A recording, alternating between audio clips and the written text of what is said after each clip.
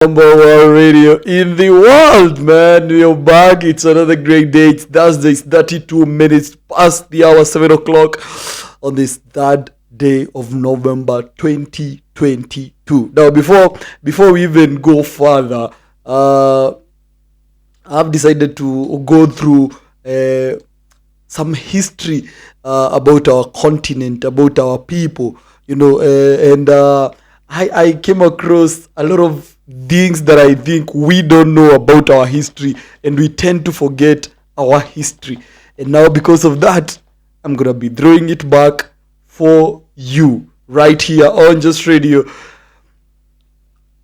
the number one. And so we're gonna go back to ancient times, when Africa was not called Africa, because I think Africa came with those people, and Africa was called Alkebulan. I think Alkebulan. I don't know how to pronounce Alkebulan, but Alkebulan was the ancient name of Africa. And these people, when they came to Africa, they found it to themselves to bring us their three C's. That is commerce, civilization, and Christianity. Of course, we had commerce, we had civilization. Not really civilization, but I think we had commerce and civilization a little bit. Especially, our form of trading ndio ilikuwa tofauti. We were trading differently, and when it came to the commerce that they brought, which was totally different, and so they brought commerce, civilization, and Christianity. Of course, we believed in our own gods, but I don't think it was the God that these people brought to us, because the last was harmful, because in the words of someone called Patricia Nyadhi, Christianity is a proselytizing religion. It asks you to denounce who you are and assume a new identity. And that is actually what happened with Africa, and with the Christianity that came through. We all denounced our own religion. We took a new god that was brought to us, because for us, I believe Kitambo was when people used to worship on trees. They used to worship they look at this direction of mountains and they would worship, and by that time, if they worship, probably the rains would rain. But nowadays, even the rains are taking so long. It's it's not normal. That whole thing changed our economical, social, political life, and its legacy are the problems of today. The legacy of all this that they brought is the problems that we have today. But before all those people brought all these things, we had because things like medicine, we had medicines, because before we now became into the West, these people's medicine, because I believe that time in Africa they used to either have herbs, they would go dig out trees and drink all those things, and they could barely die out of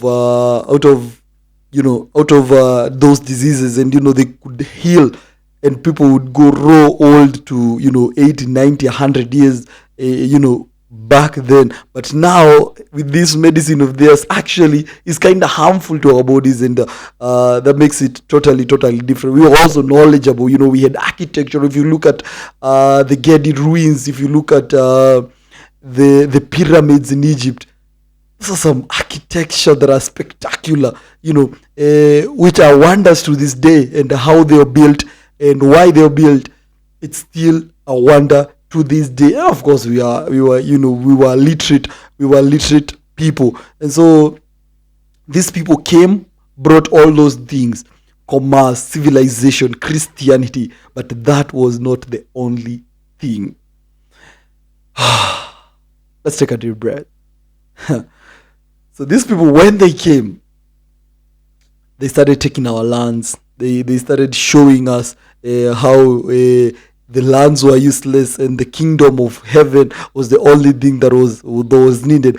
They are telling us not to mind about the things which are worldly things, and they are taking it all away from us. It's like someone comes and tells you, don't use this. This is a worldly thing, and they take it away from you. That's why they grabbed thousands and thousands and thousands of acres of land after they were telling us that don't mind about this are worldly things. Seek the kingdom of God. You're seeking a kingdom of God where you are. You don't even know where you came from. Why are you caring so much about where you'll be going? And so this is so difficult. And by that time when they came now, they turned everything around and showed us, you know what, these are not the things that you guys are gonna need. You need the kingdom of God.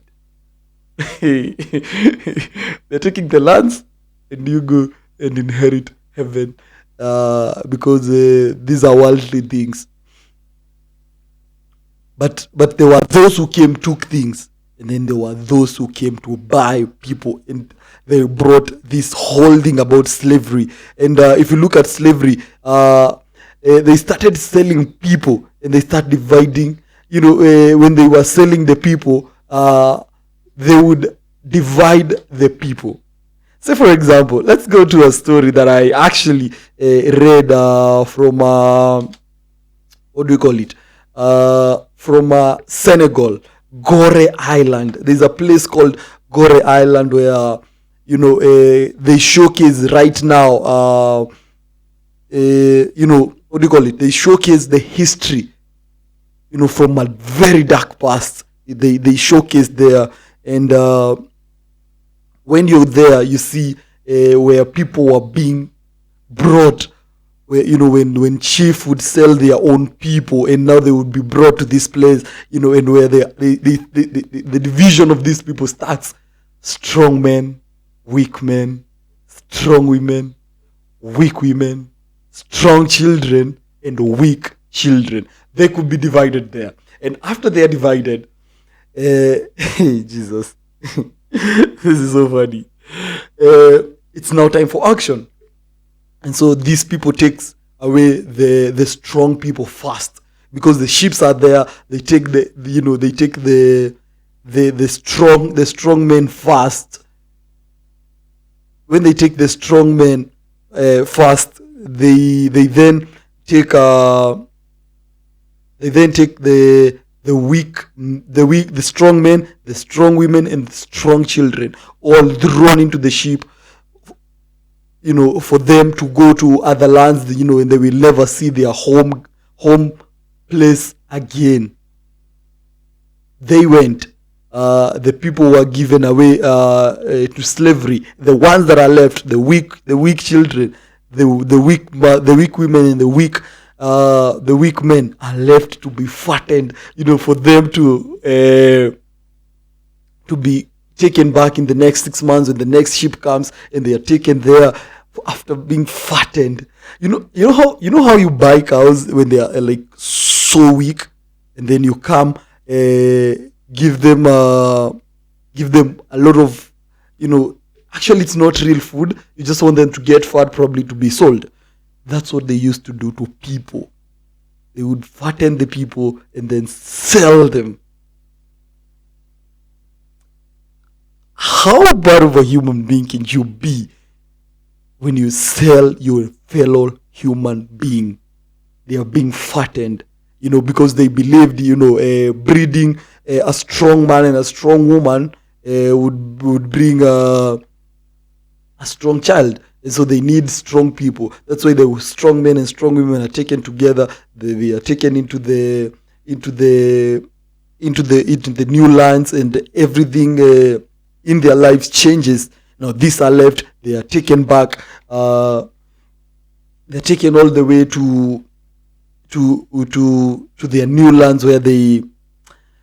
It's so painful telling this story. I mean, I can't believe our I don't know, they were the forefathers, because it didn't happen only in West Africa. It also happened, in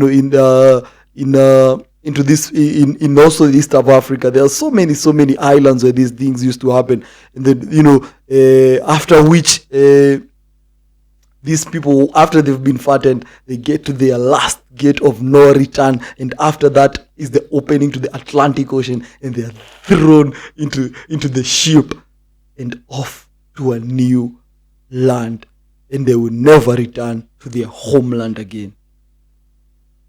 And when in those places, others are sick, they are tossed into the ocean. They are very sad pictures of people having been thrown into the ocean. It's a very painful thing. It's a very painful thing. The moment you see your people being done inhumane stuff, and so those are people when they were being thrown into the sea. They could be thrown into the sea and left, because these people didn't carry enough food, when they are ferrying these people, and then they would throw them into the ocean. They would toss them into the ocean. You take a whole human being, toss them into the ocean, because you probably didn't carry enough food for them to eat on your way, and you have to make sure the cargo that's left, the cargo reaches safe and sound for you to sell them for good money. And then the ones that you feel, these are not gonna make you, toss them into the ocean. You throw them into the ocean, the Atlantic Ocean. That place has a lot of human bodies which were thrown into the ocean. Painful stuff. If you get to imagine the sick, and it is believed, unconfirmed reports, it's not sure, over 100 million people were shipped into their new lands. Half of them didn't make it. Half of them. Do you know what half of a million people means? 50 million people. Like the whole of this country, half of the people didn't make it. Because these people didn't carry enough food. Others got sick. They could just toss them into the ocean, which brings a very, very sad past to us.